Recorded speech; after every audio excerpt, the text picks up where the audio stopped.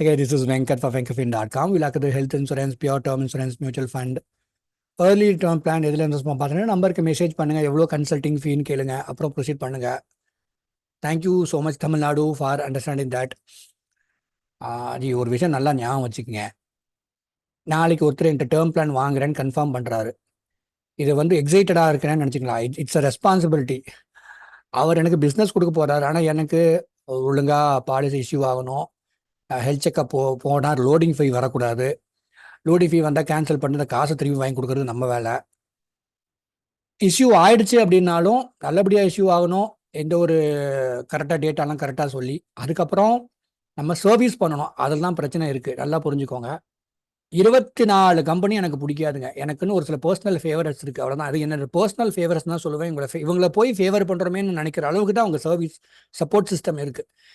ஒரு சில நேரம் நம்ம வந்து சந்தோஷப்பட்டுக்கலாம், சரி ஓகே அட்லீஸ்ட் கடைசியில் ஒரு சொல்யூஷன் கொடுத்தாங்களே நம்ம சர்வீஸ்னு கேட்கும் போது அப்படின்ட்டு. பட் பாதிக்கு டைம் வந்து கிளைண்ட் சப்போர்ட் இல்லாமல் இந்த பிஸ்னஸை நான் பண்ணவே முடியாது. அதில் நான் வந்து ரொம்ப கிளியராகவும் உறுதியாகவும் இருக்கிறேன். டு பி ஹானஸ்ட், எனக்கு 24 கம்பெனி பிடிக்காதுன்னு தான் சொல்லுவேன் நான். பட் இந்த இண்டஸ்ட்ரி ஒரு நல்ல விஷயத்த பண்ணுதுங்க. அதை நீங்கள் வந்து பாசிட்டிவாக கரெக்டாக புரிஞ்சுட்டு நீங்கள் பயன்படுத்திக்கிங்க.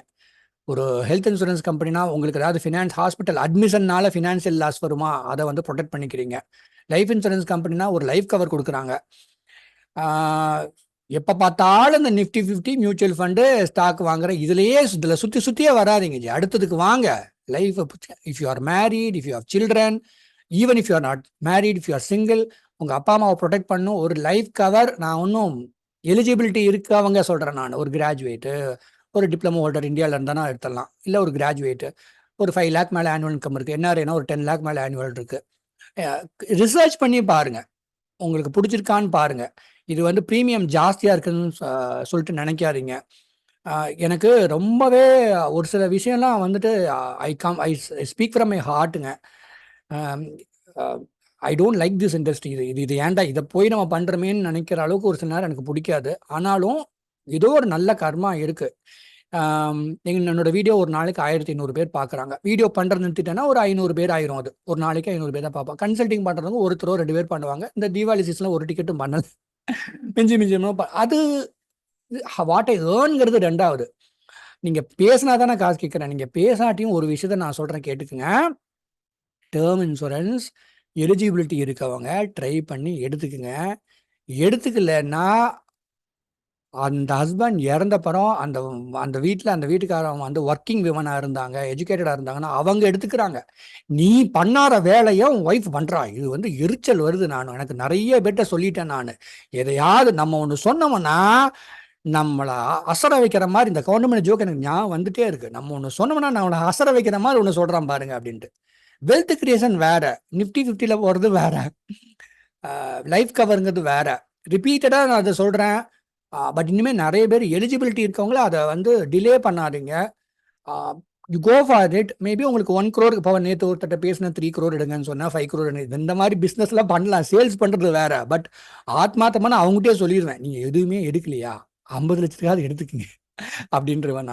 நான் பொதுவாக உங்களுக்கே தெரியும், நிறைய பேருக்கு வீடியோ பார்க்குறவங்களுக்கு 85 வரைக்கும் எடுங்க, 80 வரைக்கும் எடுங்கன்னு சொல்லுவேன். உங்கள் சில்ட்ரனுக்கு விர்ச்சுவல் அசெட் கிரியேட் ஆகும் அப்படின்னு சொல்லிட்டு. கடைசிக்கு 65 வரைக்குமா, கடைசிக்கு 60 வரைக்குமா எடுங்க. ஏதோ ஒன்று உங்கள் சில்ட்ரன் கிராஜுவேஷன் முடிக்கிற வரைக்கும் ஒரு ப்ரொடெக்ஷன் இருக்கணும். சிங்கிளாக இருந்தீங்களா, அம்மா அப்பா பேரில் நாமினியாக போட்டுடுறீங்க, ப்ரொடெக்ஷன் ரொம்ப முக்கியங்க. இந்த காலத்தில் வந்து நான் 1 crore எடுக்கிறதுக்கு அஃபோர்டபுள் இல்லையா, 50 lakhs எடுக்க, 60 lakhs எடுக்க போதுமானது. உங்களால் அதை சமாளிக்கக்கூடிய இடத்துல தான் நீங்கள் இருப்பீங்க. இந்த மாதிரி மாதத்துக்கு 2 மாதத்துக்கு ஒருக்கா அந்த ஹஸ்பண்ட் இருக்க மாட்டார். அந்த அம்மா வந்து ஒர்க்கிங் விமனாக இருப்பாங்க, கொஞ்சம் எஜுகேட்டடாக இருப்பாங்க. அவங்க வந்து எங்கிட்ட கன்சல்டிங் பண்ணிக்கிறாங்க. எங்கிட்ட வாங்குறாங்கிறது ரெண்டாவது. எங்கிட்ட வாங்கணும்னு கூட நான் சொல்ல மாட்டேன். நீங்கள் வேற எங்கேயாவது என்கிட்ட கன்சல்டிங் பண்ணுறீங்களா, எங்கேயாவது வாங்கிடுங்க, வாங்காமல் இருக்காருங்க. அதாவது ஹஸ்பண்ட் இல்லை, அவர் தான் எடுக்கலை, எடுத்திருந்தா எனக்கு ஒரு 50 lakh 1 lakh கிடச்சிருக்கும், எனக்கு ரொம்ப பஃபராக இருந்திருக்கும். நான் மறுபடியும் எனக்கு ஏதோ நாய் சில்ட்ரன் சஃபர் பண்ணக்கூடாதுன்னு அவங்க எடுத்துக்கிறாங்க. இந்த மாதிரி இருக்கிற உங்கள்கிட்டலாம் பேசும்போது எனக்கு அவங்களுடைய குரலில், அவங்க பேசுகிற விதத்தில் வந்துட்டு நிறைய விஷயம் நான் அவங்க சொல்லாத விஷயத்த நான் தெரிஞ்சுக்குவேன். எவ்வளோ அவங்க கஷ்டப்படுறாங்க அப்படின்ட்டு. இது வந்து கோவமே வரும். எவ்வளோ பேர் தெரியுமா என்கிட்ட கொஞ்சம் லோ இன்கம்னா யாருங்க 50,000 ரூபா சம்பாதிக்கிறவங்களே இன்னைக்கு வந்து ஃபேமிலி மேனேஜ் பண்ணுறது கஷ்டம். அவங்களே வந்துட்டு கன்சல்டிங் பண்ணி எங்கிட்ட வாங்குவாங்க, இல்லை வெளியில் வாங்கிக்குவாங்க. பார்த்தீங்களா? இப்போ இன்னைக்கு ஒருத்தர் பேசினாரு, அவருக்கு வந்து யாரோ ஒருத்தவங்க சஜஸ்ட் பண்ணியிருக்கிறாங்க, இந்த பிராண்ட் வாங்கிக்கலாமா இல்லை இப்படி வாங்கிக்கலாமா, எப்படி ஸ்ட்ரக்சர் பண்ணிக்கிறதுன்னு கேட்டுக்கிட்டாரு. அவருக்கு நான் எடுத்தே கொடுக்க முடியாது. ஸோ அந்த மாதிரி சூழ்நிலை.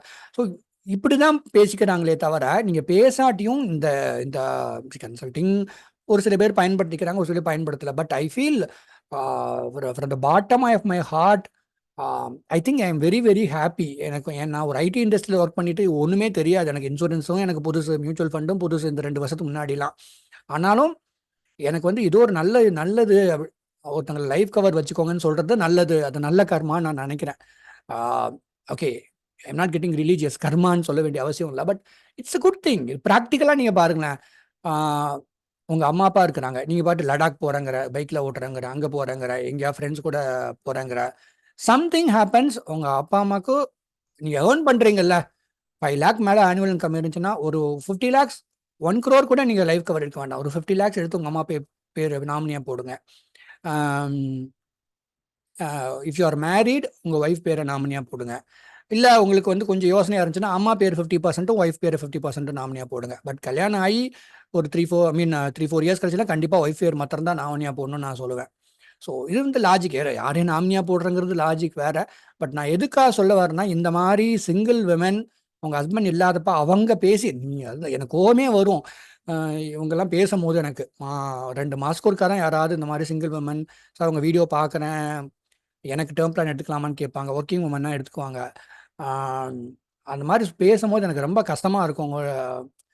அவங்க ஹஸ்பண்ட் வந்து ஏதாவது ஒரு ரிலே அன்பு வேற, அக்கறை வேற, ஒருத்தன் மேலே பாசமாக இருக்கிறது வேற, நான் என் ஒய்ஃப்க்கு எல்லாம் பண்ணிக்குவேன்னு சொல்கிறது வேற, நான் என் குழந்தைகள் எல்லாம் நான் இருந்து பார்த்துக்குவேன்னு சொல்கிறது வேற, அன்சர்டனிட்டி வேற, வாழ்க்கையில் என்ன வேணாலும் நடக்கலாங்கிறது வேற. அதனால நீங்கள் இதை டேக் இட் அஸ் அ